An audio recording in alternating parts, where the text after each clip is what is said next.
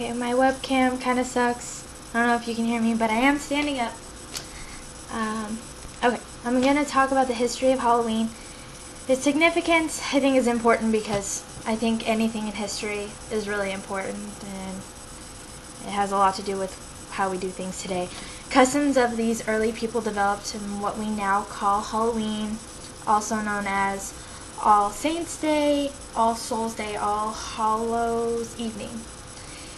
It originally originated in ancient Celtic times in Europe. During this time, they used to have an enormous festival called Samhain. I think that's how it's pronounced. They believed that during this festival, the living could speak with the ghosts of the dead. They sacrificed animals, fruits, and vegetables, and they also did bonfires to honor the dead. The legendary creatures of Ireland, an old folk tale, created thoughts of these supernatural creatures roaming the earth on Halloween. Medieval Catholics believed that those who died without telling the priest their sins, but they weren't too sinful to be damned to hell, would go into purgatory, which is kind of in the middle of heaven and hell. The living family members would then help them get into heaven by excessively praying and doing good Christian deeds on their behalf. They took that really seriously. By the 14th century, a custom called souling was developed. The more wealthy people would exchange these soul cakes that they made to the poor, who would go around door to door in exchange for the poor people to pray for the wealthy people's dead family members. Souling continued up until the 20th century in some parts of Britain, though the ritual became less ritualized, less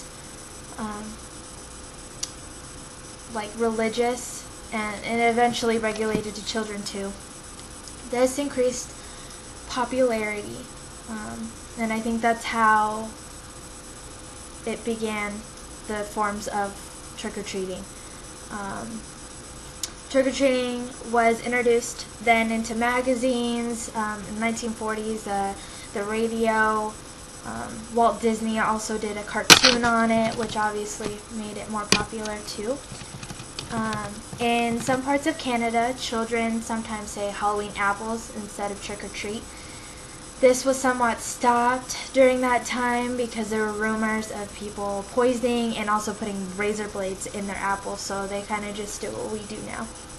In some parts of the east coast of America, they call it Beggar's Night instead of Halloween, like Ohio and Massachusetts. Wearing costumes can also be traced to Celtic times. By wearing masks and blackening their faces, Celts also thought to have been impersonating the dead. People would dress up in disguises to impersonate the dead and to scare people into leaving out food and drink. So people would leave out food and drink and treats, and they thought that the ghosts wouldn't bother them. So people would dress up like that and they'd get free stuff. Finally, the thing I'm going to talk about is jack-o'-lanterns. The old Irish myth of Stingy Jack is that Jack had tricked the devil many times, and this last time he told the devil to leave him alone for like 10 years, and then Jack died. Well, heaven didn't want him, the devil certainly didn't want him because he had tricked him so many times, so he left him to roam the earth forever. Just gave him a coal on fire, and so he was stuck in the middle, nowhere to go. Ireland and Scotland, the people who made this myth, they would turn their turnips and their potatoes, and they'd make them have scary faces. They put them on the windows outside and to scare off Stingy Jack. The people from Ireland, Scotland, when they immigrated to the United States, they took those traditions with them, and eventually they found out that using pumpkins made a perfect jack-o'-lantern and not so much the potatoes. The holiday of Halloween has quite a few ideas of where it originally came from, but they all have really interesting stories behind them, but they can mostly agree that the Celtic times is where they were formed. The traditions of dressing up and the traditions of souling, and pretty much all Halloween. The traditions have held up even though they have changed in the present time, came from those ideas. Today, costumes are worn by children and adults at parties, at festivities, and of course trick-or-treating. I think it's really interesting because not a lot of people know this. I didn't know all of this.